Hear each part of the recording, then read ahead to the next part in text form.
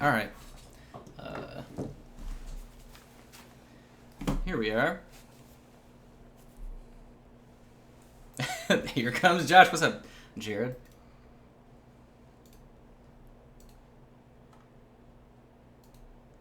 Give me 1 second, too, because I have to pop out the chat, and then we'll be good to go.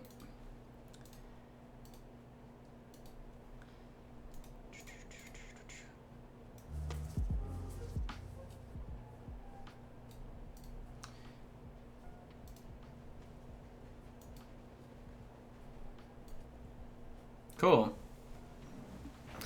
Alrighty, hope everybody is doing good out there today. We'll leave some time here as people filter in. Let's see what we got going on. I need to reset the camera, of course. That also poo-pooed on us while I was gone. Boop. There we go. Moved it around. Hey, Peter, how's it going? Moved it around too much before we got started, and it said, no, sir. No, sir. Let's see where our... there we go.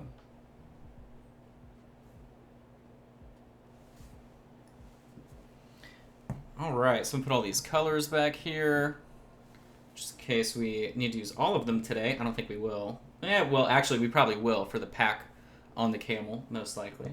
Oh, let me turn this to the right setting. Here we go. How are we looking on the camel? Good, good. All right. So, of course, last time I didn't really have it to show off, but we've got the mechanical dungeon stuff painted up here, so I'm going to show that off for you. And then we will take a look at the rest of this kit that we still have to paint up, of course. And I think that's pretty much it. Today's going to be interesting. The nuance here is working with such similar tones to actually do the fur on the camel. Shouldn't be too crazy, though. Really just sort of sketching a lot brighter than we normally would, and then glazing on top to get those nice highlights in there, and it looks more realistic. But beyond that, let's go ahead and look at colors that we're probably going to end up using today, if I had to guess. So we're going to need our white and our black. So, of course, we have the noir black as well as the splintered, or linen white. I forget which one we use, but either way, either white works for you. I interchangeably use splintered bone and linen white. Then the actual kit colors, we have cyan blue and olive skin. Here we have royal purple and violet shadow. I've been using violet shadow a lot. Hey Chewy, hey World Edit, hey Iggy, hey everybody hanging out. We also have chestnut gold, amber gold. I've been using these colors a lot recently for non-metallic metal, actually, for doing cool gold. You can actually see these colors used in a different application right here for those that are interested. See how nice and cool that looks? This is the big Bones 4 King of Hell miniature. That is definitely really cool. But that is olive skin, chestnut gold, as well as amber gold, which is cool. So those colors aren't actually metallic, even though they have gold in the name. Then, I think, what was the last one that we got? That was pretty much it. Oh, no, redstone highlight as well. That's also in the color that, or the non-metallic metal that I just showed off. And then we're going to be using intense brown, most definitely. But, so that'll be the colors for our palette today. That includes, obviously, the 8 colors from the kit. We may also end up needing honed steel and ancient gold. Or, sorry, is it antique or ancient? I always forget which it is. I think it's antique gold. Yes, all right. We'll probably end up using that, too, on whatever accessories that are on the miniature. But... so we can go ahead and look at the mechanical dungeon stuff. So here we have, let me change the focal length. So here we have our torture devices. So the torture rack, relatively simple. We didn't have a green in the kit at all. Otherwise, I would have added some moss or something like that. But we have a nice variation in color and everything like that. So this guy's pretty fun. Then we have the Iron Maiden here. And this one turned out really cool. So in the kit itself, we have a lot of different metallics. We have a really, really deep blue metallic. We have Skeleton Key, which is one of my favorite silver colors that Reaper makes. And then there's also a metallic red, which you see making up the body of the Iron Maiden. And then we have LED blue, which I'm using for rust. And then we have some, whatever this is, I think it's lava orange, and we're using that for the rest as well. But this guy was a lot of fun to paint. Then the NPC miniature here, Duke Gerard or something like that, if I'm not mistaken. But he was pretty fun. The face is pretty cool. This is a Bones mini.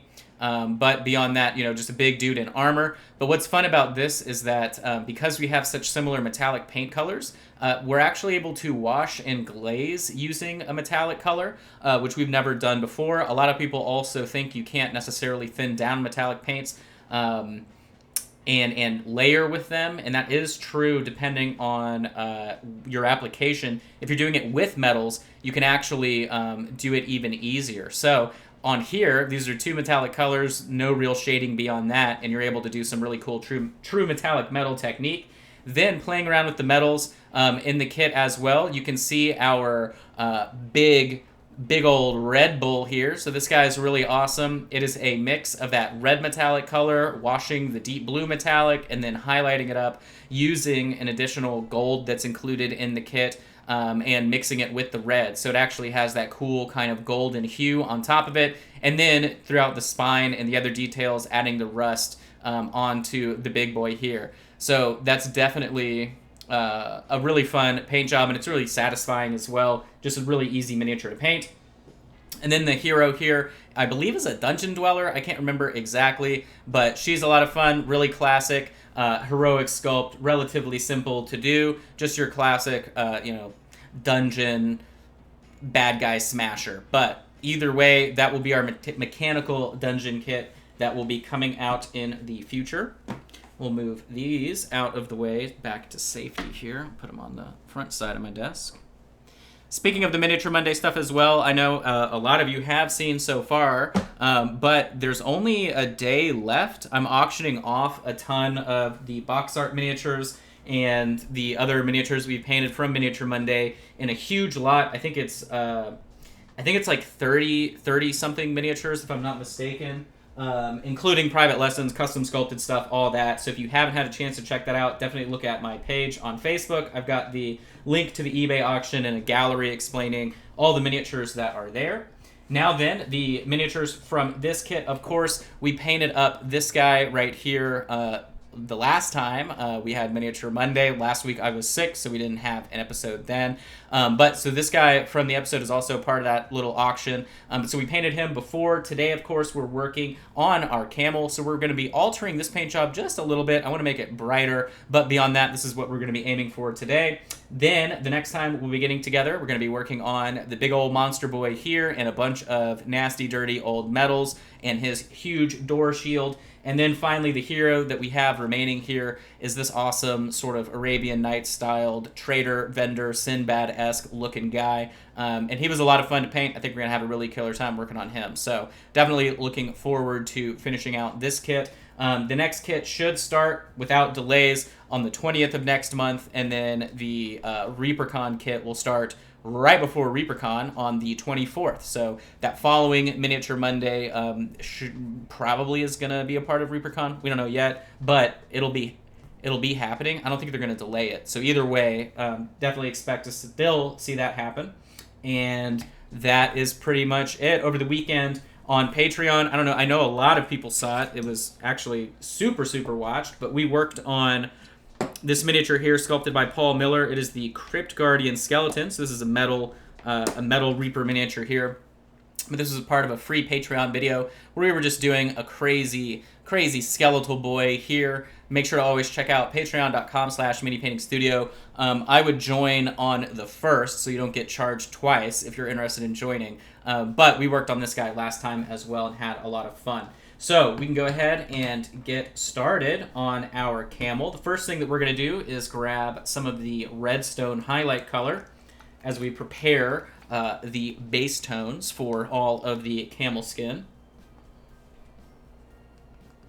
The redstone highlight color I really like because it's kind of a great utility color in the sense of the same vein as rust brown or auburn shadow. You can really move it around to different hues depending on your intended use for it. But I'll go ahead and get a bunch here on the palette. I'm doing just the 1-to-1 ratio, so that way my zenithal can show through just a little bit.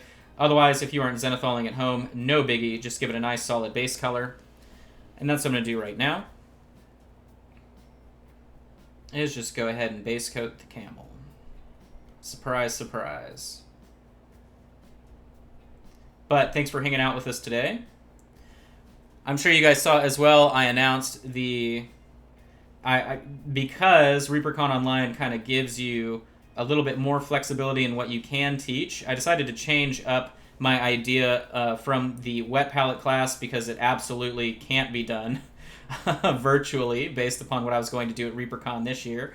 So instead, I'll be doing 4-hour sessions. So I'll be doing 2 4-hour sessions along the same lines and quality as the Shadow Dragon that we worked on, and like this chick right here. So it's definitely, very, very high level painting, and we'll be painting the half ogre fighter, I think it is. Like that's just the name of the miniature, and then some crazy Black Orc Warlord miniature as well. But those will include, non-metallic metal, weathering non-metallic metal, advanced skin tones, pretty much everything you can imagine involved at that level. I wanted to do bigger miniatures because they're easier for people to follow along and replicate at home. Unfortunately, those 2 minis don't have an opportunity for object source lighting. Otherwise, I would have included that too. I tried to see if there was a Reaper miniature that had like the same amount of table presence as those 2, but also had some kind of light source involved, and they didn't really have anything comparable. So I decided to just go with those. So we'll see when they actually get approved for on the schedule. I know I submitted them for Friday and Saturday night. We'll see where they actually end up. But beyond that, I'll update you guys whenever that actually happens as well. But definitely looking forward to that. And I had someone ask already what paints I'm going to be using. So those colors I'll use for that are probably just going to be out of the 32 Reaper colors that I use all the time. And of course, I'll probably put together a little info sheet for people that don't know where to find that information, before the convention, so they can know sort of what colors I may be pulling from. If they're concerned about that in any way at home, they'll be able to replicate it and not have too much problem. But beyond that, that's really all that is new for me. I did session 0 last night of a D&D game. I had Jacob Jansen, Christian Oliver from Barking Dog Studios, and then some of Studio, and then some of the Patreon people as well were a part of that game. And so we kind of got our characters all established so they know what's going on in the world, made sure everybody can connect and understand how to use Fantasy Grounds and everything, and we got that rocking and rolling. It's also Sydney's first time playing D&D, so that was kind of exciting to get that ball started. All right, so I'm happy with this base coat. We're just going to let it dry for the time being. And we can start working on some other parts of this guy. So I'm going to grab the purple color. And I have a feeling all the bags are going to be completely different than the first time that we painted it. For the box, whoop, get a little redstone on my knuckle there. Okay.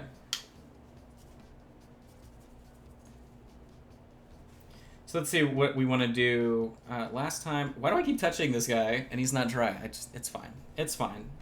We definitely know what we're doing here. So what I'm going to do is I'm going to take this color 1-to-1 ratio, utilize the zenithal a little bit, and we're going to go ahead and coat one of the bags in the purple. It doesn't really matter all that much, too, if you get the purple on the ropes that are going across it. Obviously, we're going to paint them another color. I'm just trying to be a little bit neat for no other reason than neatness' sake.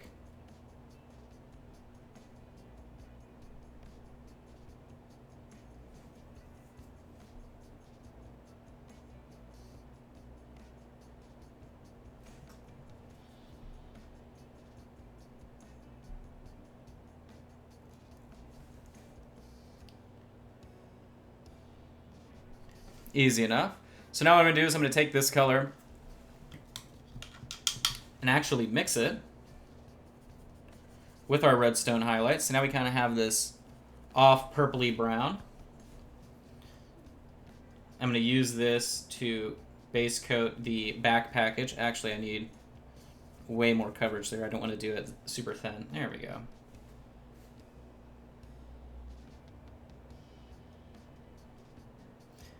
I'm wondering what he's got wrapped up in here.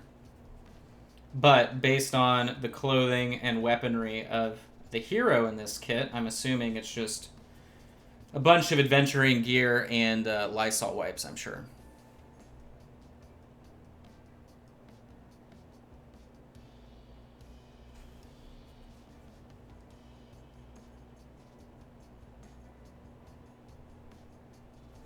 All right, we got that.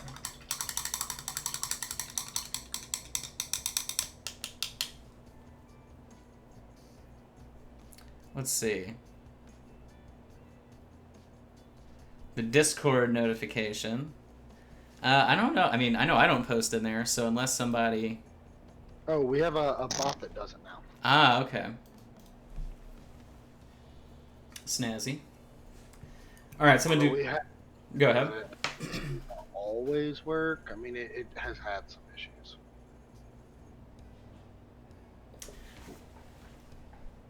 Wait a minute. I think I think I have the wrong color here. Hold up.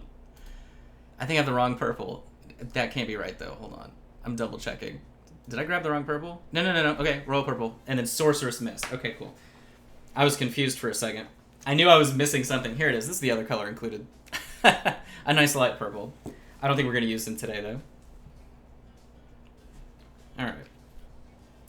I'm going to do one more coat where we just applied the royal purple. It's a little bit too thin. No biggie, though.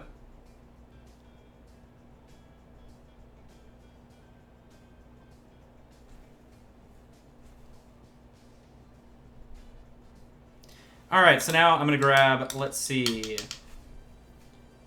I need to get a lighter color on the palette, so I'm going to go ahead and put some of our white down.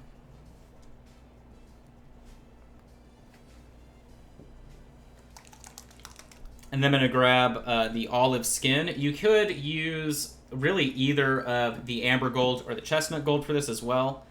But I know that this color is kind of like a tertiary highlight that we're going to use on the camel's skin. So I don't think it's going to be as same noticey whenever we mix it in and kind of use it for bag colors.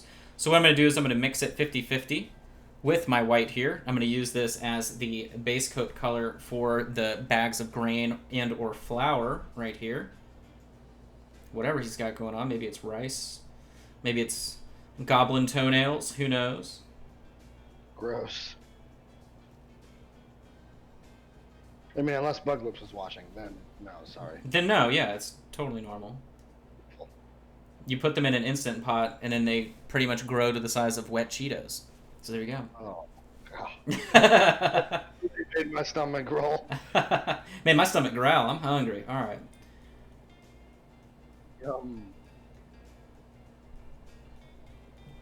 So there's that.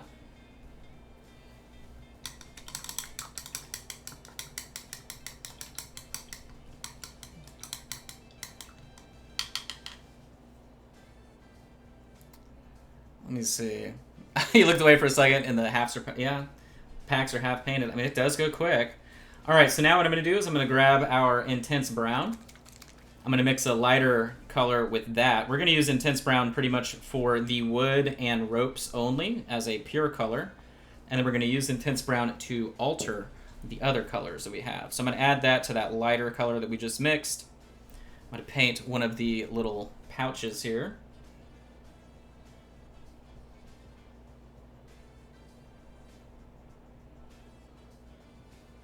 But I hope you all are having a good day today. Did any of you do any exciting painting over the weekend? I know a lot of people have been finishing up their entries to the Color Me Impressed painting contest. Remember, that ends in like a day on July 1st. So if it's something you have been painting along and you're not done yet, make sure you try and get that finished. The winner of that gets a year access to the Patreon. a 2-hour private lesson, and you get 3 of every single item of Wicked Elf Miniatures, their vellum plants. So that's exciting as well. But I've been seeing those entries start coming in, so it's very exciting to see everybody's hard work. So I'm going to take the cyan blue and the amber gold, because it's pretty much a like yellow tan, and we're going to make a weird green out of it by mixing the two.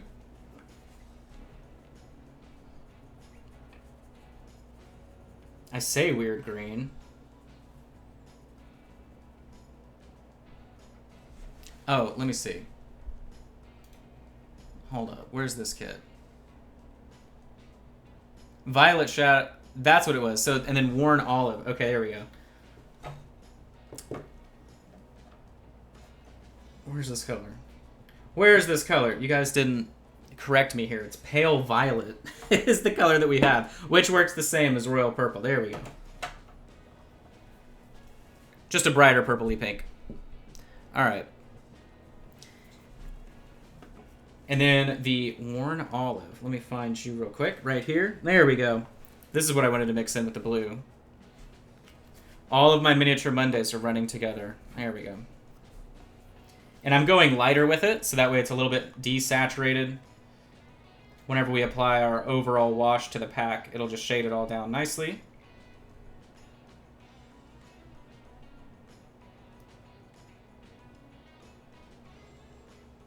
There we go. All right, so let's turn it around. Now then, this time around, I'm going to use the same green olive color. I'm just making sure it's nice and mixed. In the Lab Genius Vortex Mixer. I've actually been super happy with that. So big thank you to Stuart, who sent that to me in the mail. So I'm going to mix the intense brown with the olive. It's going to make a really nice ochre color. I'm going to do this for one of kind of the like underbags here. I guess that's the right term. I don't know. An underbag. The old underbag. So we've got that. And then I'm going to take Chestnut Gold. Put that out on the palette here. Make a new little area in palette land. We're getting a lot of colors out really quick. I'm going to mix that with, let's see, where's our Violet Shadow. There we go.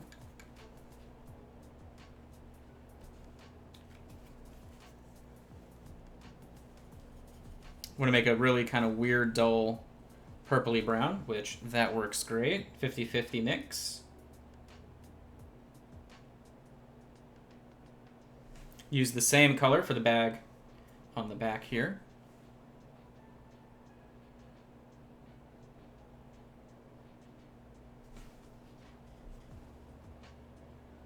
Essentially what we're going to do is we're going to base coat all of this, wash it down, and then while we're waiting on that inevitably to dry, we do all of the fur on the camel. So now I'm just going to take directly the intense brown, which is living over here. And we're going to go ahead and paint this treasure chest completely. Ropes, metal and all.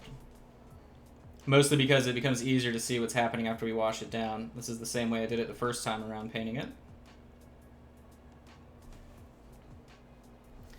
And then we're going to do the cork of the bottle here. The rope around the neck of the bottle.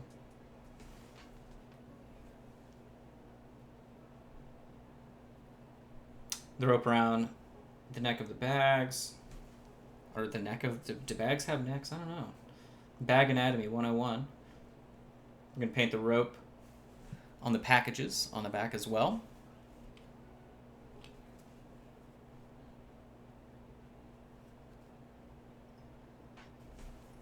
The ropes are nice because they're pretty much the same width as a brush, so just take your time. You don't really have to try too hard, as long as you're hitting the right spot.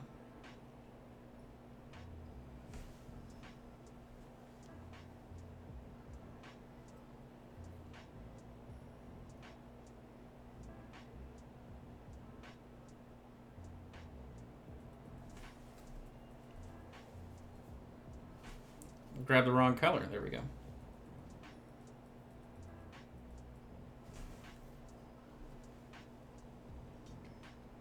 Painting the barrel here.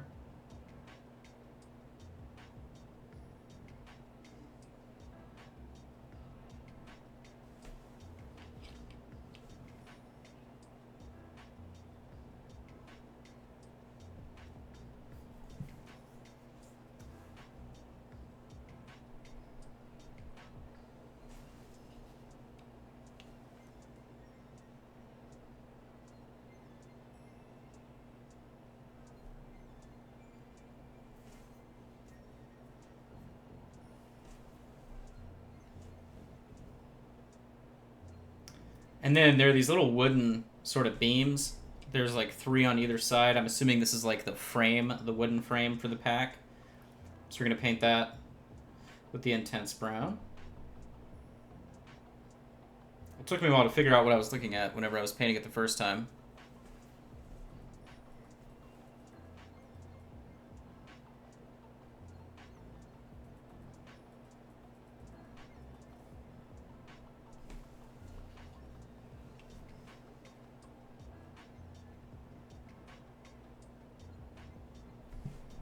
There we go. Cool. Oh, there's a little bit right there we should cover.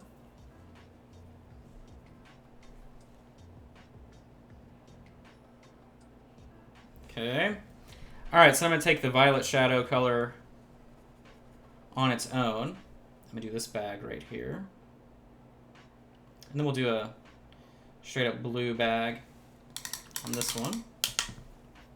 The last little satchel here.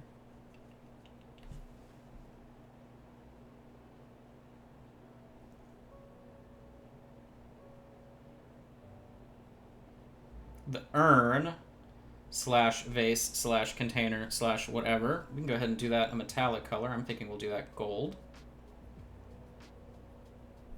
Nothing says I'm an experienced desert caravaner like putting something valuable on the outside of your camel pack.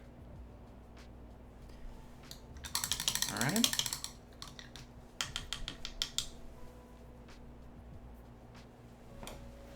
Let's see where our ancient gold is right here. I'll go ahead and mix it.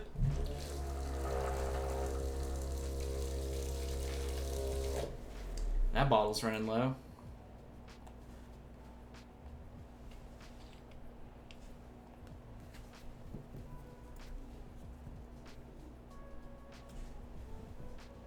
Alright, let's go ahead and paint this.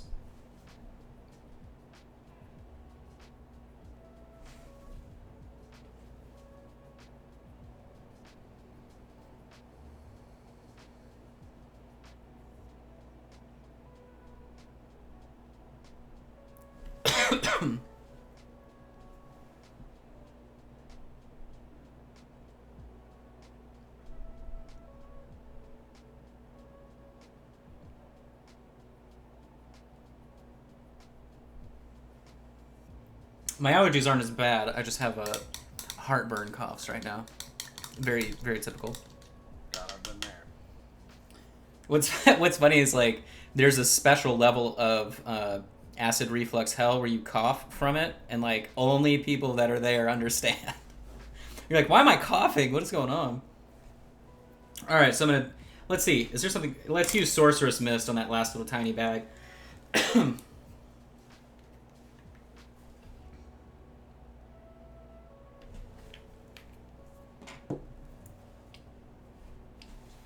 This little bag right here.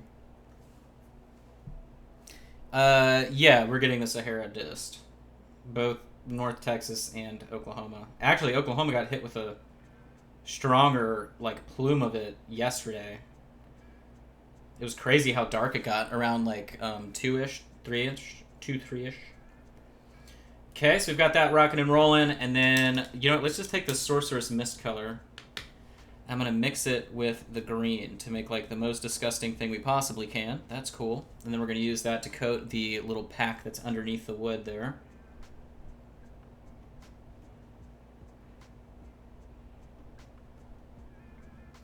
Yeah, the dust stuff is just made because like my allergies were really bad previously from I think it was grass pollen.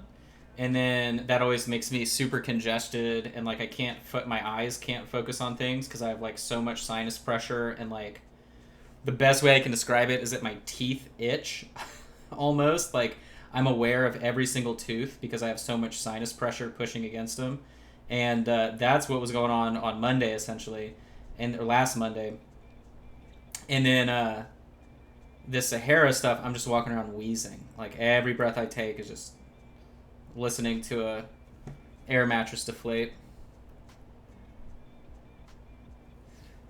All right, so we are pretty much good where we need to be there. Yeah, I've definitely been there. Yeah, the worst, and Justin knows what happened, but so I don't have my like emergency inhaler or like an albuterol inhaler anymore. I had asthma as a kid growing up forever, but it's been less and less as an adult. Now it's typically just like allergy stuff.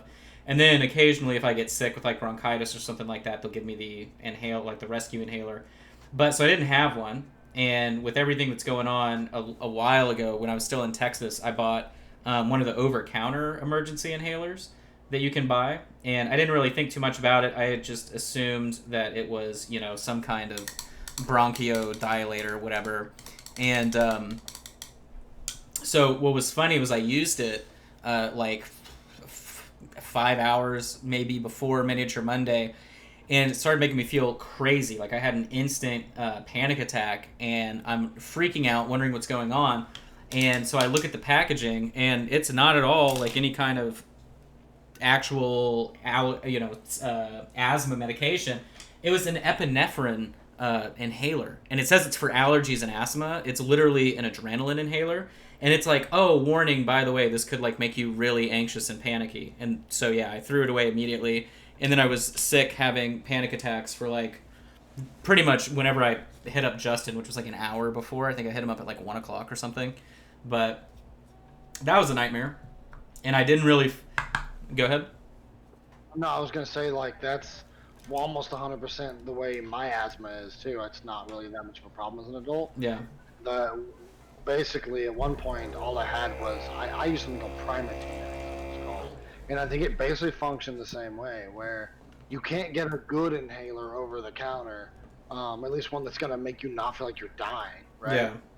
But I think the only intention there is to just maybe have the adrenaline give you the ability to breathe so you can get to a hospital. But I don't know. Those things are really misinterpreted. I feel like. Yeah. Well, and so what's crazy too is like the on the packaging, it's like for mild allergy and asthma symptoms.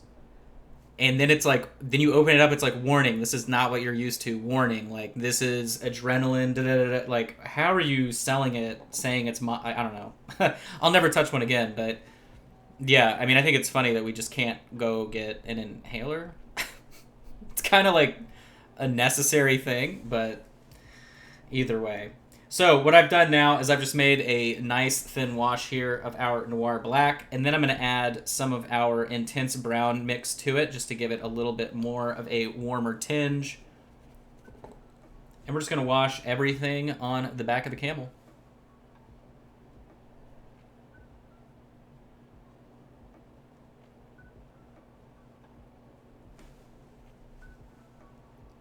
Pretty easy peasy. Do try and prevent it, though, from going all over the camel's body.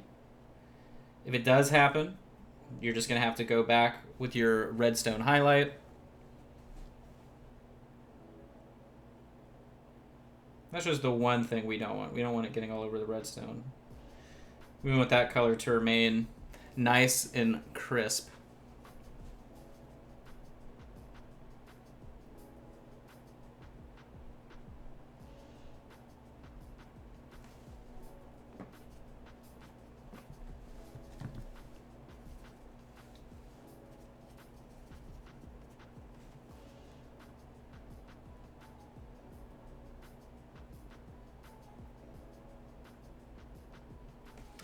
Alright, so now we've muddied down all of our details here, which is pretty much all we wanted. The camel's body is going to be nice and vibrant. Inherently so, so I figured may as well just keep it this sort of warm, dark brown wash otherwise. And then I will go ahead and use it around the little whatever, his little muzzle, his little spit guard. Camel's spit, right? Or is that llama's? I don't remember. They both do, actually. There you go. Llamas bite? I think they also spit. I think they both spit, but I'm really not 100% certain.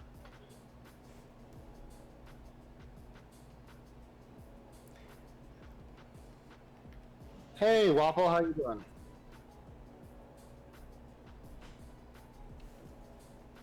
A wild Wapelius is here. I don't know. I don't know what Sadie's polishing the cat is. I don't know what that means. He means waxing the cat, I think is what it is. And it's the literary, or I guess the writer's term for procrastinating, essentially.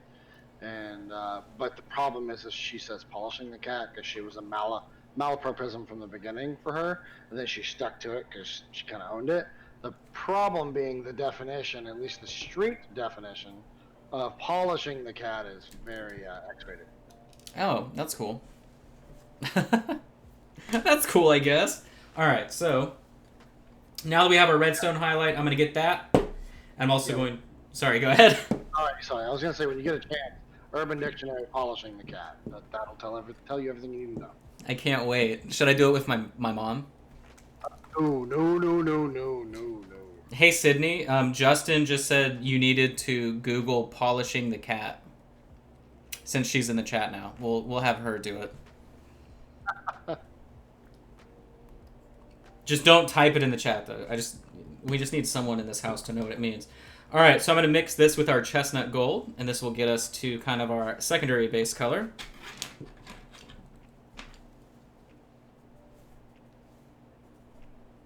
I'm just going to do a 50-50. No, I'm not. I'm going to do a 2-to-1 of the chestnut to the redstone. So I immediately changed my mind. All right. So now what I'm going to do is I'm just going to start sort of mapping out where I want all of our highlights to kind of live. So obviously I'm paying attention to the ridges of its back and neck, but then also trying to put up boundaries kind of like where I want our shadows to exist and the different musculature of the actual camel. I was painting some horses yesterday, beyond whatever happened there, but one thing that I noticed, like, this miniature does have some fur kind of like pressed into the actual sculpt itself, so there is a little bit of texture there for you. But anytime I ever had to paint kind of like a smooth horse or any kind of animal that didn't have sculpted fur in general, I always used to be very intimidated by it. But at the end of the day, it's still the same principles that we always follow whenever we're doing muscles. So if you think of it in those terms, it's way less intimidating. The lesson I was doing yesterday, the comment was, well, it's still a smooth, flat surface, which can be hard to do highlights or anything like that on. And while it is true, once you get to sort of like the water taper phase of any kind of transition or anything like that, it does add to the difficulty. But since we're painting something that's just one note or one color in general, you can always glaze back down on your edges of a highlight or anything like that to sort of bring back a nice actual transition. So that's kind of my thought there. But that's essentially what we're going to do here if we have any issues. We'll always just glaze back down and move on from there. But this color is relatively subtle that we're applying. It is saturated when you apply it wet, but as it dries, if you're following along at home, you'll notice, oh wow, it's actually not that too far off from what we had previously. Of course, we did mix it in with the redstone color, so no surprise there.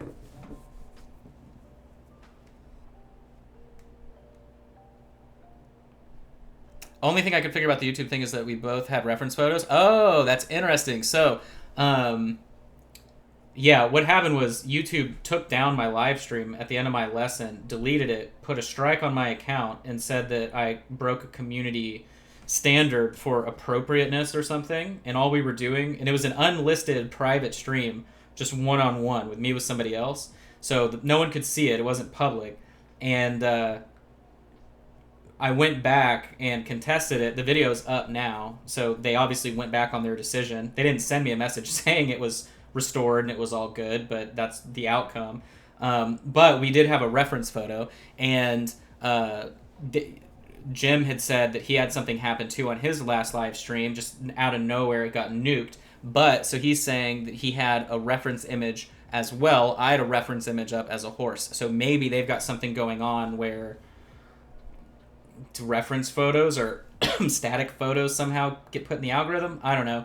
The other thing too that I was thinking, I was talking about doing an mask layer. I'm not going to say the word out loud just in case Twitch is weird too. But so we were talking about that with the airbrush, and what was interesting was someone said that phrase, for obvious reasons, is also triggering an algorithm depending on what you're talking about. So I was wondering maybe because of the good old Rona, that was potentially an issue. But I think because Jim's saying he also had a static image on screen, that's probably something that happened with the both of us. But it was definitely weird. And they were like, shame on you, which I thought was crazy. They put a strike on my account from a bot. Like, that's amazing. We didn't have music. We didn't have anything. Just painting horses. Very boring horses. But, all right, so here we are with this base coat. Definitely pleased with that. I'm going to go ahead and move it over here. And we'll go ahead and use next, on top of this, our olive skin.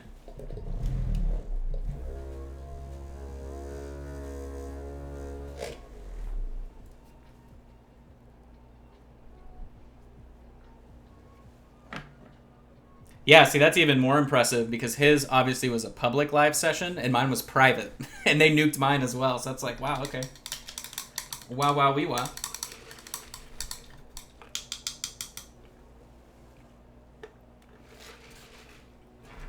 All right. So now I'm just going to do our typical 1-to-1 water ratio here. I've had some questions recently too, but essentially people are having issues trying to get the same consistency of paint, and it's been pretty interesting because they don't use the same parchment paper, and I think that's where a lot of people have problems, is they're not using parchment paper. I always suggest it. Okay. So we're going to be following the same highlight structure that we did last time. Everything's just going to be more pronounced.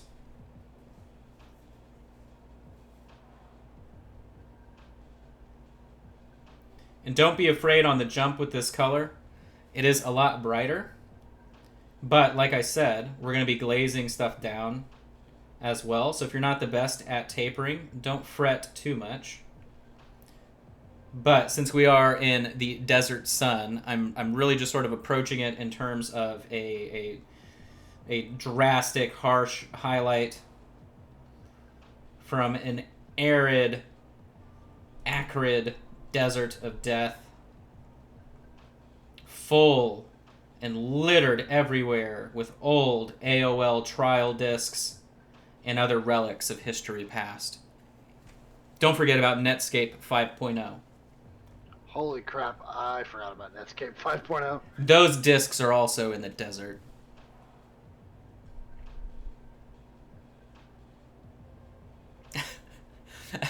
For some reason, I'm imagining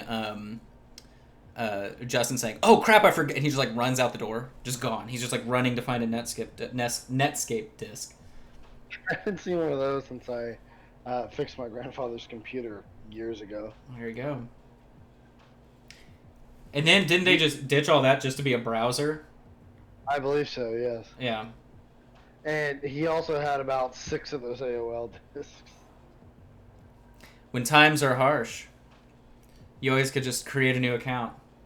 Get that free month of AOL. Actually, no, it was more than that. Remember, they were like 190 days free. Are you for real? I mean, what's crazy is like, what cable company would give you 3 months, 6 months, 2 months, even a month free of service? Crazy, man. I mean, not only that, but like I remember originally my grandfather being angry he had to pay to check his email. I was Right. like, yeah, pay for internet. And he said, why do I have to pay for internet? I'm like, well, I mean, you know, it's a service. It's pretty interesting.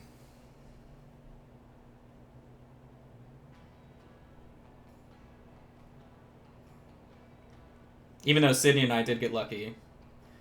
Since they couldn't send, they still haven't sent a technician into our house. By the way, Sydney, have you gotten like a weird email from them or anything? But since the wiring in this place is messed up, they didn't charge us for the first month, and they were like, "Oh well," and the reason is they're like, "Oh, because of Corona, we can't send technicians into people's houses," which is fair, whatever. But our problem was, well, we can't get internet, and so they're like, "All right, well, we just won't charge you because we can't give you the speed you're paying for," which is cool. But that's the only time in my life this internet company up here has ever done anything worthwhile. Typically, they're just about as good as you would expect in terms of customer service.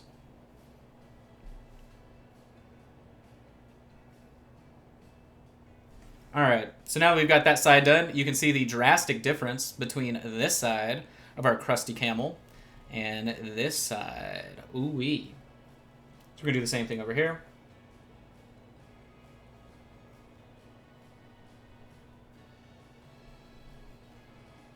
And I'm just pushing my brush at a 45-degree angle to make sure that it's going to taper automatic for me. And I don't have to stress or use my big, stupid brain to try and make those blends happen. I can just let life do it for me. Now then, reapplying the same highlight on this side.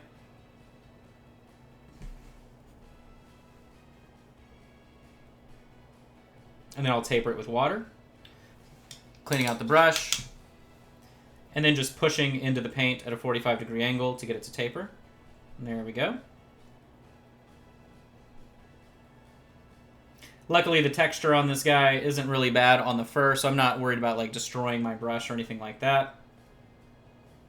This is another instance, of course, where you could dry brush. Nothing really stopping you. You could follow along the exact same colors that I'm using and just dry brush it yourself. But since the texture is so slight in the sculpt, I always just kind of say, pretend that it's any other surface and worry about the fur at the end. If you want to go back and add little individual highlights, fur lines, whatever, you can always do that. But it's much, much easier on your head to just make it happen that way. But you can see, look, now we got two nice tapered sides. Actually, I already know for a fact this camel is killing this camel by the time we're done, the one we're working on today. It's always so funny. Even Sydney made the comment. She was like, it's funny that the second time you work on them, they always look better. And I think that that's true for anybody that's done a lot of batch painting or anything like that. The first time you paint something, you're kind of like exploring and getting a feel for the miniature. And then the second time you do it, you're like, well, I know it would be better. So you don't waste as much time kind of like figuring out the paint job for yourself. That at least is how I've always kind of thought about the Miniature Monday stuff. Second time around, 2020 hindsight vision makes it so much simpler. Now, unfortunately, with Justin and Long John Silver's, he never learns the lesson. So he's like, oh, got food poisoning again. I don't know why I keep eating at John Silver's. I'm like, you gotta quit eating at John Silver's, man. It's cursed. You love me some malt vinegar, though. The fish is made out of rice. It's not real. That is some really tasty rice. It's vegan. I'll take it. Why not? Right? Oh, by the way, the salsa was so good. Now I know how I'll perfect it next time, but I'm so glad I tried that abuela's recipe. Yeah, I need to, you need to send me that. Did you send me that recipe already? Well, I sent you the YouTube videos, but For what? I can tell you what I did. I mean, it's very easy. I noticed you roasted them, so. Yes. Or you pan roasted. Yeah. With that char makes it so tasty. Yee. And that's what it does too, is it reactivates the oil and the dried peppers. And then I did take, the one thing I did was I did take all the seeds as much as I could out of the peppers before doing that as well and blending them. The only thing that still had seeds in it was the jalapeno. And it didn't even, I like now if I do it again, it'll be much better just because I know what to change. Because typically I know that, I like really spicy stuff, and Sydney usually expects like spicy things from me, and this time around it wasn't that hot. So it was kind of like, all right, I can probably kick it up a notch. Yeah, I'm on my third generation of salsa experimentation as far as like my own recipe, and I've noticed that the times previously that I've made it, it gets better after like 3 days in the fridge. Yeah. So I'm starting to think maybe it has like a weird gestation period or something. Yeah, we had some later, and it was better as well. But there's a my mom makes a dip that she calls Fiesta Ranch dip, and it's super, super, super good. But the joke about it is it's like, oh my god, you made Fiesta Ranch dip? Yeah, and everybody eats it, eats it, eats it. But the whole time they're eating it, they're like, you know what? This is going to be so much better like 3 days from now. Because it just gets so much better the longer it's in the fridge. Yeah, it's kind of wacky. I used to think, oh, the fresher the better, which it's good, but it's just when it's had time to just sit, it's just, damn, is it good? All right, so we got the back leg there. Yeah, right. Ring the bell for botulism. Let's see.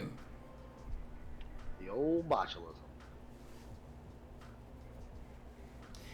And then I'll do a little bit of this color as well, sweeping down the middle portion of the belly right here, and we'll taper the left and right hand side. Just using water, of course.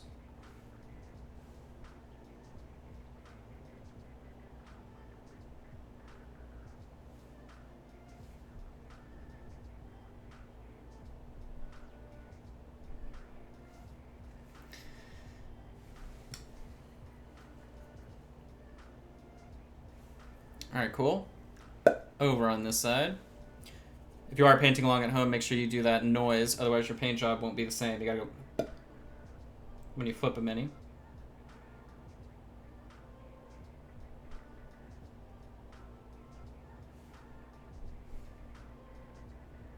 All right, I'm gonna taper what we just did there.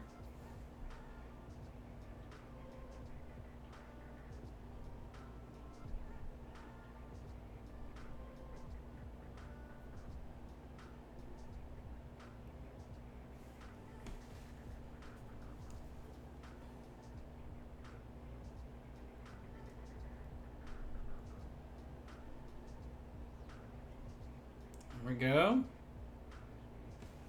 then we'll do the same thing here on this side. I'll aim for the middle of the body and go down in sort of like a semicircle shape here on the belly.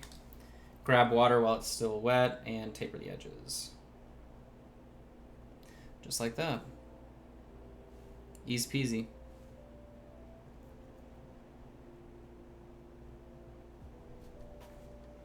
All right, now then, we need to be a little bit more precise as we go and we work on the face, but it's nothing insane.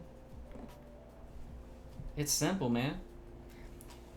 Big ol' camel head, big ol' camel face, man. That's a song I'm releasing. My debut EP, Painting Camel. It's funny, when I was younger, I thought that meant something entirely different from what it really was. EP Yeah. or Painting Camel? No, EP.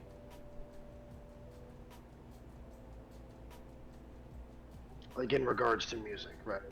Mm-hmm. I was under the impression when I was much younger what that represents.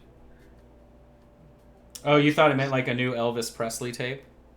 No, that would be innocent. That's not where my brain took it.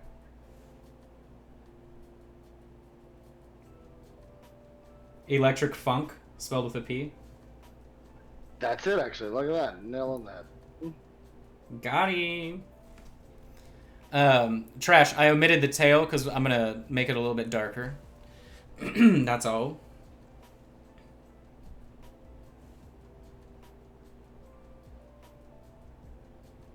I want the tail to be darker.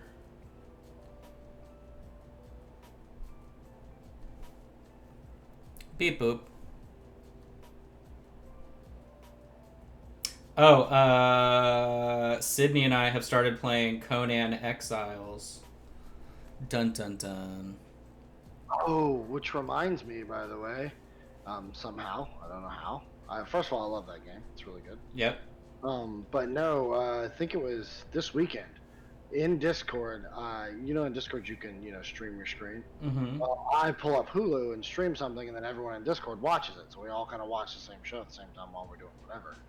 and me, John, Collins, partially, and then a couple other people watched basically all 2 seasons of What We Do in the Shadows. Yeah, screw you, Colin Robinson. Oh, hold on. Okay, so Sydney and I found a show that has Nadja in it, the actress that plays Nadja, and Really? it's Flower Fight, and it's about people making these huge like plant sculpture things. And what's amazing is you realize, big flower fight. There you go. What's funny is you realize she's not really doing an accent at all, and she's not really acting. Her playing Nadja is like who she is in real life. It's very funny. I think she said she's from Cyprus, so her accent is pretty much natural. But yeah, I loved the season finale of What We Do in the Shadows. It was so good. Which one? Season 2? It was Season two, insane. where Guillermo is just like, "Hello." Oh yeah, and then they're tied to the chairs, Oh my and gosh. Landor's like, the worst. We need our laundry done. They're just gonna ignore everything that just happened. Yep. So now what I'm doing is I'm taking the color that we just used and I'm mixing it 50-50 with amber gold. Not to be confused with ambergris. But yeah, big flower fight, man. That show. Oh boy, that was a definite watch. I have to check that out. It was just so absurd, man. I really like Nadja actually. Yeah. Her husband in the show, who's the actor's name I can't remember. Oh, Laszlo. Labo is hilarious. He reminds me of like he's the same character in basically the IT Crowd except he's a vampire, and he's perfect in that show. So, which by the way, that's a highly recommend as well if you haven't seen that.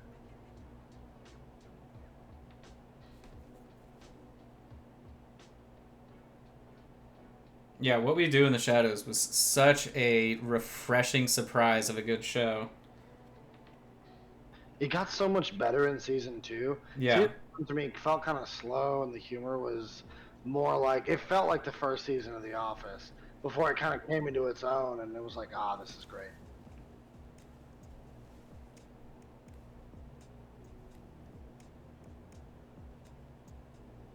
Yeah, I think my favorite episodes were the Colin Robbins episode or Colin Robinson, where he had like the other energy vampire in the office. That one was really funny. When Guillermo goes to find virgins at the Mosquito Club, but then it turns out they're all vampire hunters. Right, and Craig Ferguson is leading it. That was really hilarious.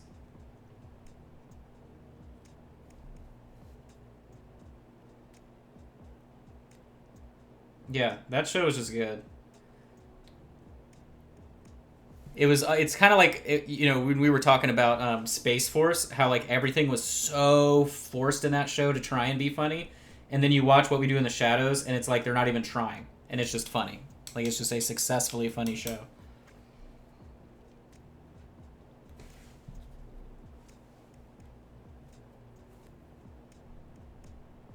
So just gently taking the same color, following the same highlight patterns here. Or not the same color, sorry, the new color. But I'm just following it at a lighter pace here to make sure that our highlights look nice and good. So here's what we started with right here. And here's where it's at now. You can see we got that nice highlight rocking and rolling.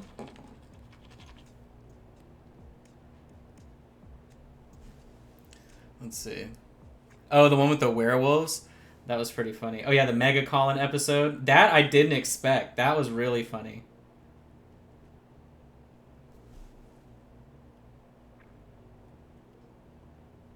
Oh, yeah, another part that I thought was ridiculous was when Laszlo disappeared, and then Colin Robinson's like, "Oh, I'm gonna make a move on Nadja just to make it awkward so I can feed off the energy."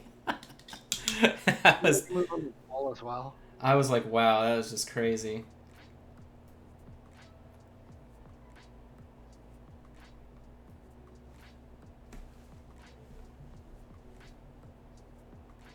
Jackie Daytona, yeah, that was pretty good. Hey, Hobbies for Happiness, how are you? Thanks for the raid. Good old Jackie Daytona. I love the and that had Mark Hamill in it too in that episode. Yep. Yeah, the girls softball team, like all that was just so intense.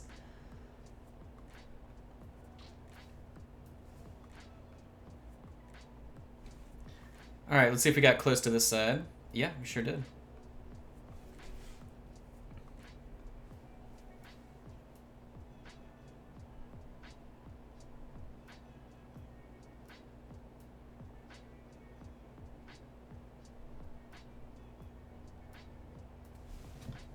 Taper down the leg.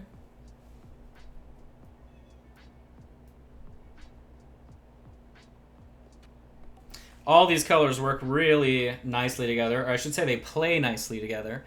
So you shouldn't really have too much of a challenge to make it all kind of taper and layer happily. And if you do, just call Justin. He's paint IT support, so he'll take care of it. His private phone number is 214-487-3688. Is that? I've heard that somewhere. Is that a part of a commercial? I don't know. I just made it up. The only thing that's relative to Texas is 214. But that's a fake number, not real number.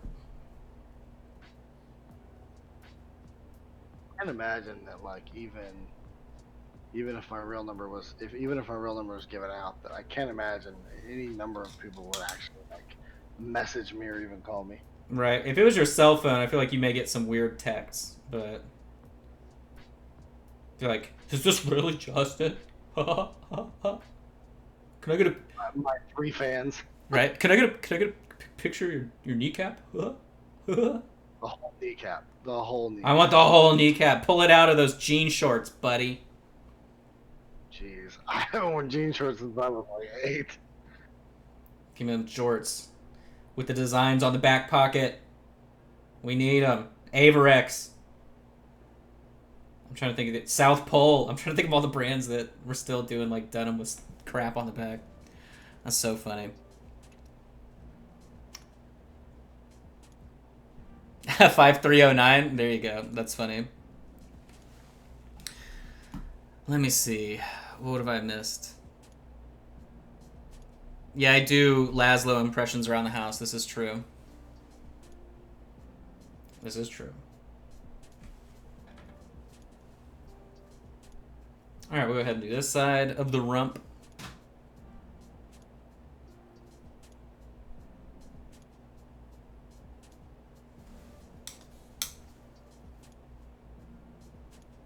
Oh, so Hobbies for Happiness is new. Well, welcome, Hobbies for Happiness. It's cool.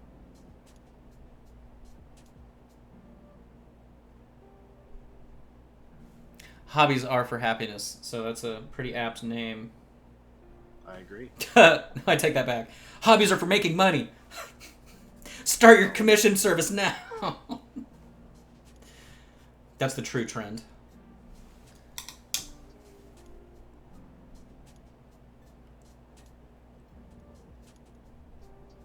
My hobby is making chicken diapers. One time, when I was still doing freelance IT work and web design, I had a potential client reach out, and they wanted me to make a website because they made chicken diapers, and that was their full-time business. It was chicken diapers.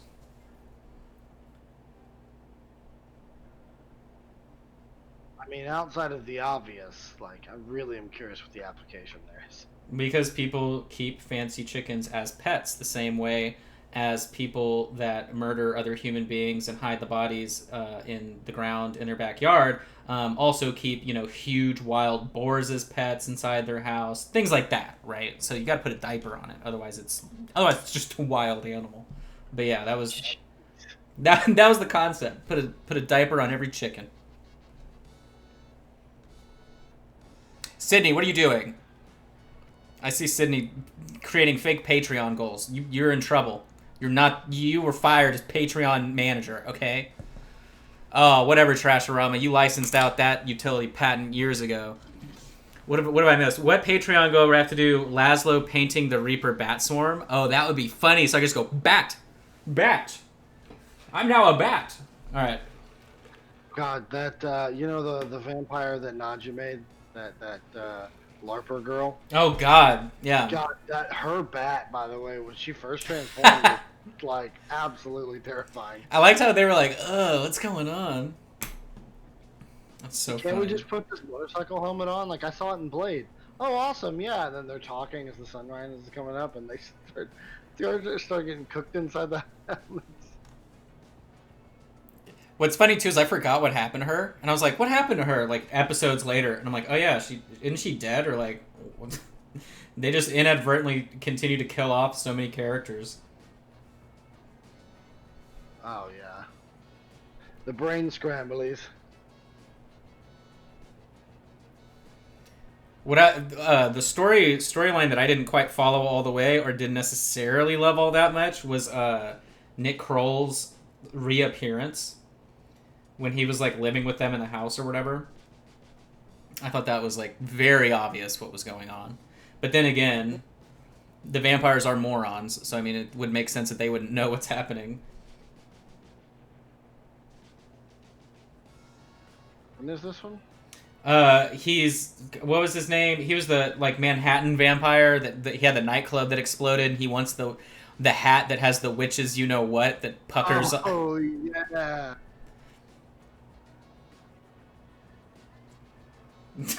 The witch's hat. That's just so funny. My hat's not cursed. He's like, why does this keep happening? All right, so I'm very pleased with our camel this time around. Since what you guys don't realize is that this is not filmed live. We're just psychics, and I had to do 5 of these before appreciating this recording. So here we are. Justin's had a long camel-filled day. Like a guy that smokes 8 packs a day. All right. They're still in business? Camel? Yeah. Yeah. Okay. Yeah, I don't think they're ever going anywhere. Yeah, at least it's this camel, not a pack of camel wide 72s menthol. Cigarette smokers of the world recoiled everywhere, I'm sure. All right. So let's see. Wait, what? What about the Super Bowl episode where they thought it? Oh, yeah, I forgot about the Super Bowl. I forgot about that. That was pretty classic. Brain Scramblers episode. Yep. All right, so now I'm just taking our amber gold directly, and we'll highlight this up.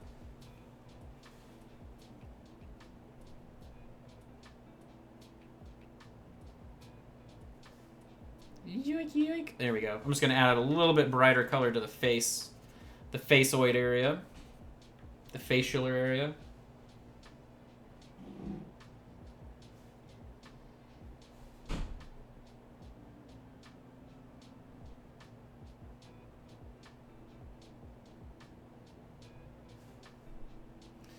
We are.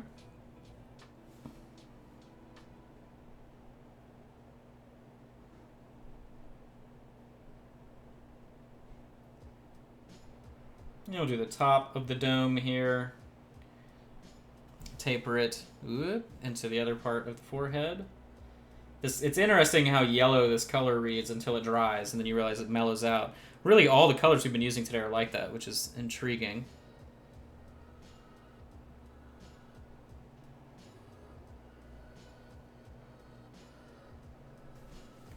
That would be a question for people to watch Anne to ask. Say, why do certain colors change so drastically from wet to dry while others do not? I feel like that would be a good question to ask her. She probably knows. If I had to guess, it's the amount of light that certain pigments capture while wet versus dry. If I had to guess.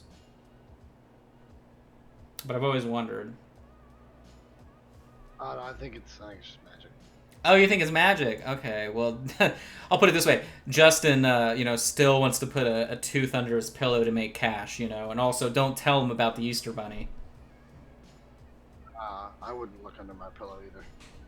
I would say the Tooth Fairy owes me some money. That's funny. Because I was also taught at a young age it didn't necessarily have to be my teeth. Okay. All right. All right. Anyway, we're going to report Justin. I think he has bodies in his closet. But. All right. So now we're done with that. You'll find a DVD of Hackers. No, we'll find a DVD that's a bunch of VHS recordings that he actually burned to a DVD of Toonami episodes that are edited of Dragon Ball Z. That's what's in his closet. All right. Weird chunks in the middle. What we're going to do. No, it's nothing but it's okay. So what it is it's nothing but recorded commercials for blow pens, moon boots, sock'em boppers, and the weird sand that you used to get wet, but when you pulled it out of water, it was dry. That's what you have. Is that the purple sand? Yeah. Yeah. So we're gonna take that initial color. Whoop, let's zoom in here and get our life back together. So we're gonna take that weird kind of purpley tone that we had at the beginning. We're going to start highlighting up this square package.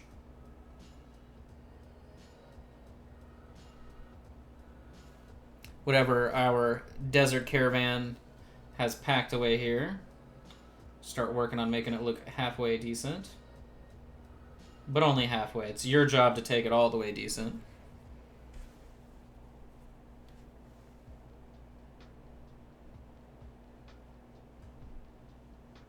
And I am keeping in mind the rounded corner edge, so I'm just sort of tapering it down around that, since it is a nice sort of half semi-spherical something, words. But we're going to add a little bit of the pale violet to highlight it up further.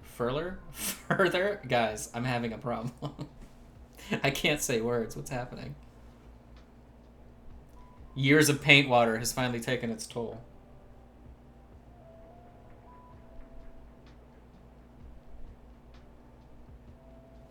If James is here, if Wapelius is still in the chat, he's got to be careful because he's entering into painting with oils all the time. I'm worried if he's going to start licking his brush.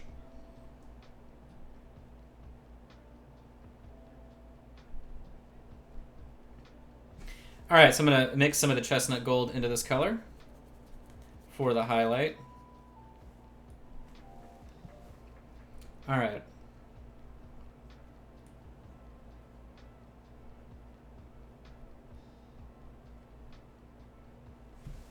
That color's too bright, but I'm going to taper it in.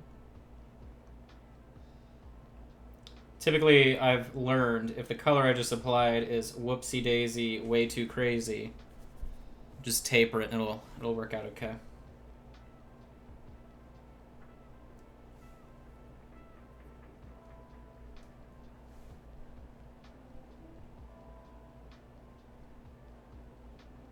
Yeah, so what was interesting, when I went to school at UCO for fine art, and what was strange was none of the classes, like you couldn't specify to take a course that was specifically in oils. And I think that was a cost thing, if I had to guess, but at the same time we had to buy a lot of our own materials, so I'm not too sure. But what was weird was anytime, like painting 1, painting 2, all that stuff, still life painting, it was never with oil. And I thought that was so odd. Even grosser, my color class that I took, and it was only a color theory course, they used tempera paints, which made me want to die. And what was funny was they wanted us to one time, and the professor was this crazy old senile guy that had been there for 30 years. And he was like, we're going to go paint outside today. And so he had all the paints outside, and he had left them there before class began. So all that paint was roasting in 110 degree weather, and they're egg-based paints. So you can imagine how awesome it was smelling them as we cracked them open in the in the summer heat. It was just the dumbest thing I'd ever experienced. But that was very weird that we never got to focus on oils. The only thing that was beaten out of me in art school was don't mix on the palette, which obviously I do now exclusively.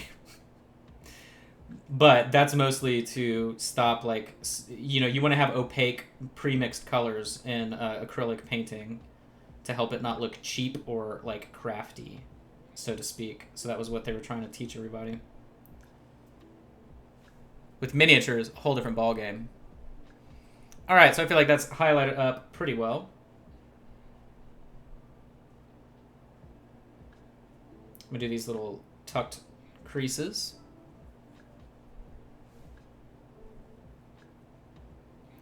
All right, so now we're going to go back and highlight up. What I'll do is I'll actually use violet shadow since we goofed on that first color. I'll do violet shadow and I'll just mix white into it directly. Actually, no, sorry, again. What I'll do is I'll mix the pale violet red. There it is.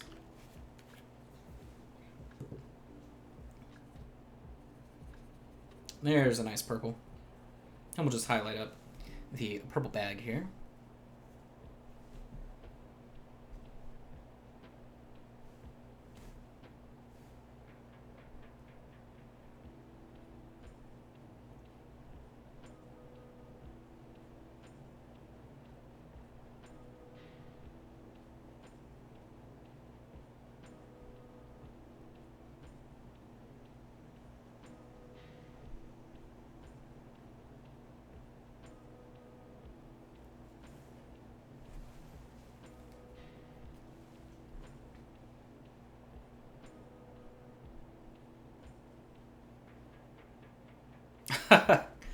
Now that's new.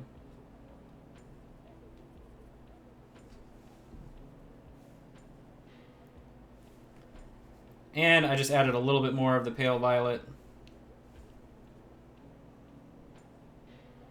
Now then, what's nice about the texture of these bags on its back is that you can be a little bit more stipply and cross-thatchy in nature, so you don't have to necessarily keep everything super smooth. It's pretty much a big old canvas bag, so you can have brush strokes and texture on it if you prefer, or if that's just your thing. Oh, 3-inch push pins, no. Man, my dad told me when he was in high school, guys would they would take sewing needles and put feathers on them and then shoot them like blow darts from the second story of his high school into people, like the backs of people's legs. And I'm like, dude, if anybody ever did that when I was in high school, like, they're gone. Like, you're going to jail. They're like, no, no, no, no, no. But he said people used to do that. Yeah, definitely a different sort of time. Yeah, like, okay. Also the time where, like, seniors would carry paddles to work, not work, but to school to haze freshmen. Right. Kind of like Dazed and Confused, very much like Dazed and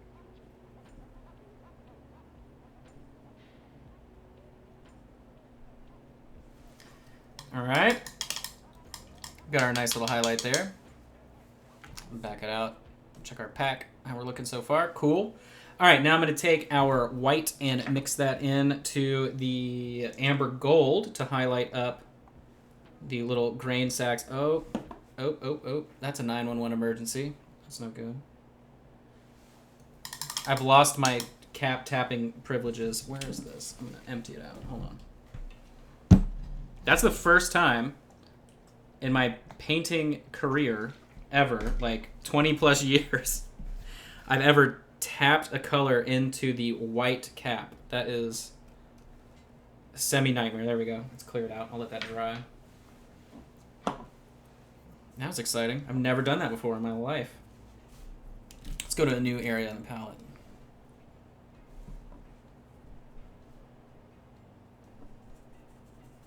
All right, let's highlight this up. Whoop, Hat Club.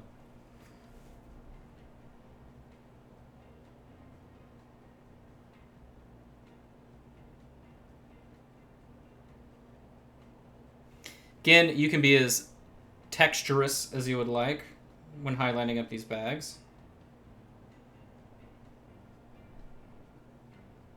You can probably accentuate the texture on there too even further if you would like. I'm just keeping sort of that cross-thatched feel to the stitching.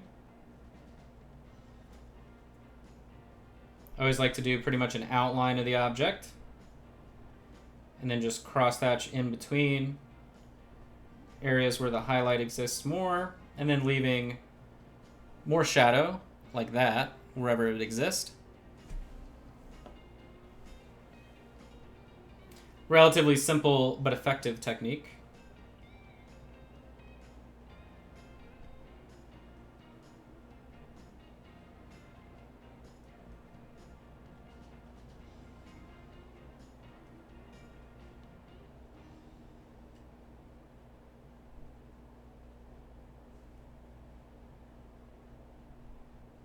Make sure to get this down here. There we go. All right, what else we got? So now we're looking at sort of a middle brown color, which is, I feel like my phone just went off a bunch of times. That's weird. So I'm just mixing a nice middle brown out of this. That is way too bright. I'm going to mix in some redstone highlight, actually. Tone it down. There we go. And highlight up the rest of our sort of random bags we have living here. Oh, I thought you might get a chuckle out of this. Although I think I already told you that I know you're having AC issues in that room, right? Mm-hmm. Yeah, I think my AC has gone out. Oh, for real? Yeah, and we're getting into July in Texas. Jeez. And do you just have one unit, or do you have multiple? We have one unit, and it's undersized per both my father, who's been in HVAC for 30 years, as well as some other consulted sources. So it looks like the building company put in a unit for some reason that wasn't rated for this house. Oh, well, yeah. Blows my mind. Well, I know why. It's cheaper. Well, yeah, sure. That's the Yeah. Everything that we've learned about the place where we are now, it's like, oh yeah, it's just cheap. Okay, cool. Thanks. Great. Even though one of them is for sale in the neighborhood, and it's both duplexes for one, and we know that they were for, if you wanted to buy it outright, they were selling them for $230. And I mean, I like the idea of just being able to buy it and rent the other side out and just live for free. But I mean, that's smart. That's what McKaylee's parents are. They've invested a lot in real estate, and they own a couple of fourplexes. And they said that at one point they bought one, lived in one, rented out the other three, and it not only paid for all their bills, but paid for money for them because they have 3 kids. So. Right. It's really smart, and if you can get into one, it's perfect. Luckily, we haven't had any, knock on wood, of course, but we haven't had any further issues with this place. Yeah, I mean, we pretty much got rid of the noise from the neighbors through the little, like, soundproofing installation stuff, and then, really, that's it. I mean, the AC is serviceable, it's cool. I pretty much know how to, like, if I'm going to be in this room all day long throughout the afternoon and it's going to be scorching hot outside, I pretty much just leave the door open all the time until I get in here, and then I leave like my fan going and my additional fan and whatever, and it will usually keep it cool for about 4.5 hours till it gets like just boiling, and then I'll leave the room, open the doors, let it, recirculate the air, all that stuff. But beyond that, it's pretty good. What's weird is that the AC works really well until it gets warm, so I'm actually cold a lot throughout the day. Like, I'm like, oh my gosh, I'm right under this AC vent, and it freezes me out. But the second it gets warm, I'm like, oh, nope. I'm going to take the cyan color and highlight that up a little bit. Some more white. Yeah, I think we're only going to get it fixed because McKaylee is she does not like the heat. I actually prefer the 100-degree weather. Like, so if it was 95 degrees, it wouldn't bother me too much. It would hurt my equipment probably, but I personally prefer the heat over the cold. So. Yeah, I'm pretty much like a 72 to 75 guy. Anytime it goes over that, I'm like, I'm dying. Hello. Or, I mean, you know where I came from, where it was always set to 63 at all Oh yeah. times.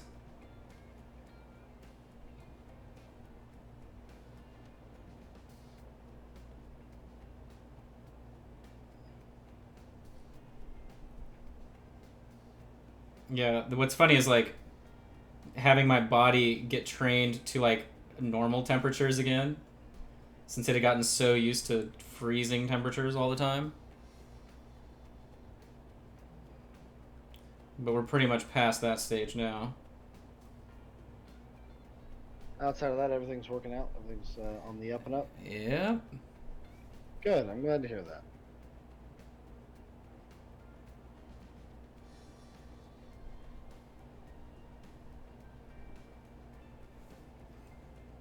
All right, so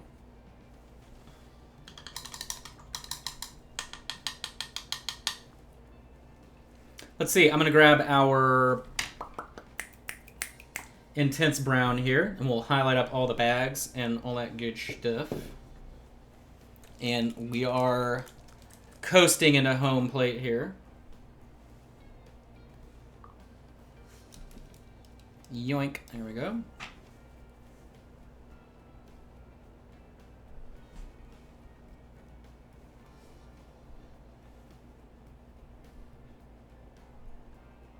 So we're highlighting the ropes. I'm just overbrushing on the texture. And of course, getting it on things I don't need to get it on, but that's fine. I already had plenty of shading on the ropes, of course, because I did utilize that zenithal where I could. Now then, on the chest, I'm just going to highlight the ropes and leave it the darker brown on the chest itself. We're going to go in with some the honed steel color as well to do all the metal bits.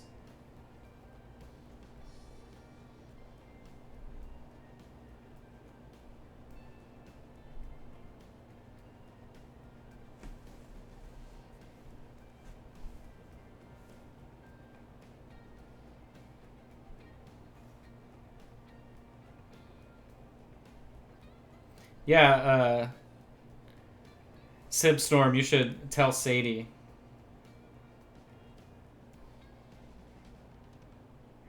I like that idea. I think it's funny.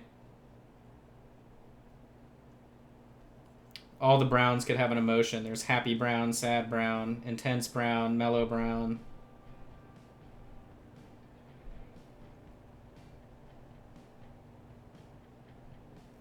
Highlighting up the straps on the face.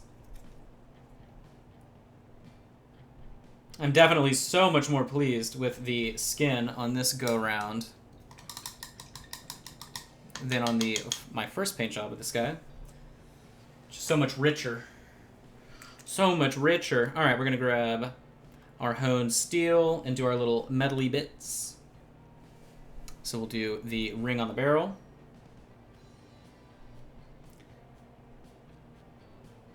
And I think I'm just going to leave it the way it is. What's nice about honed steel is that you can taper with it a little bit. So I'm not really going to water it down at all or like wash it down. We're just going to let it be nice.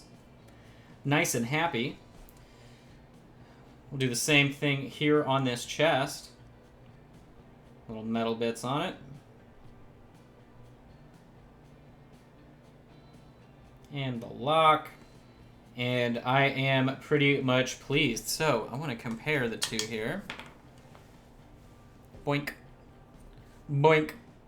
Yeah, so really, if you compare the one that I did originally, we just have way better transition, much better highlight. That was my plan all along. So we'll just throw this guy to the wolves, pretend that it never happened, and we'll only focus on the nice new painted one. So that is pretty much it for this paint job today. Oh, no, I lied. Sorry, let's wash down the tail. I'm so sorry.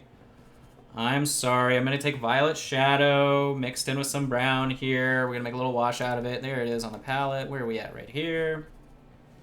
Wash the tail down. Wash the hooves down as well. That's how you know I'm from Texas, because I say hooves.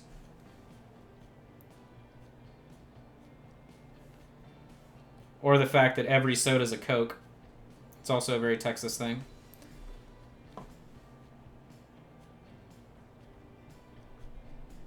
So I'm going to go ahead and wash down the camel's hooves. the camel feet. Make them a little bit darker.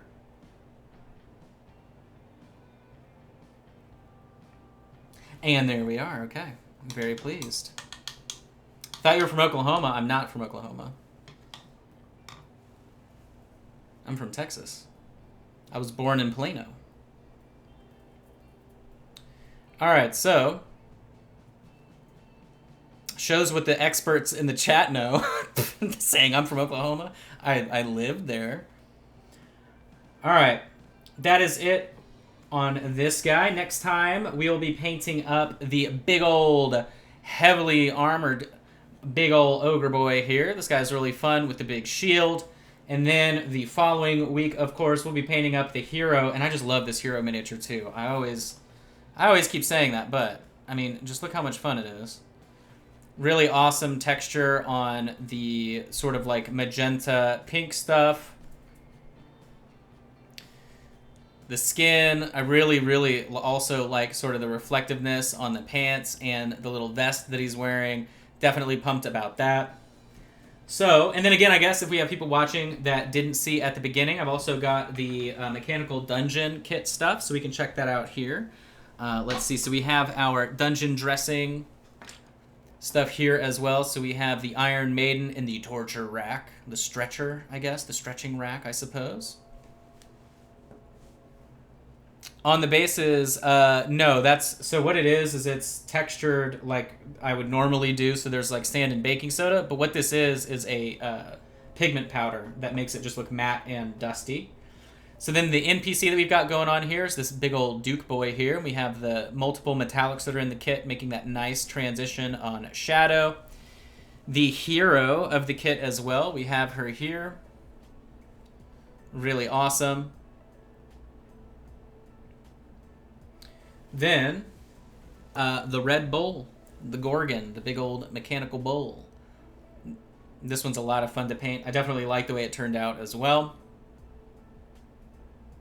Then remember, you can check out all the stuff that I have currently up for auction. 10% is getting donated to Doctors Without Borders as well, for those that are interested in that kind of thing.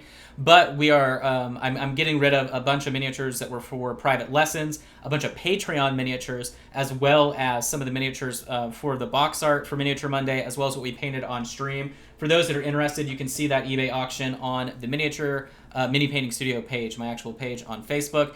Then also, if you want to join us on Patreon to start off next month, over the weekend we painted up this awesome Crypt Guardian skeleton painted by Paul Muller, buddy of mine. You can see here it turned out amazing. We have the glowing skull from the back, all the creepy, dingy, dirty dungeon gear and everything like that. So, but thanks so much, everybody. Justin, do you have any housekeeping stuff for us? Let's see. Other than, I would say tomorrow we have, just like Anne, every day of the week, really, Monday to Friday, we have her at 11:30, and then we have the Crow's Nest at 4 p.m. Central. So awesome. A couple of shows, and that's about it, guys. Just if you ever want to see the stream schedule, though, it is at the bottom. Oh yeah, true. You can just scroll down. Correct. Awesome. Yeah, that's about it. I'm looking for a raid out here for us. Looking for a raid. Who do I have on mine? Let's raid Miniatures Den. He's on. All right, let's. Yeah, Mocha's not on right now. Otherwise, we'd head that direction, I'm sure. All right, there it is.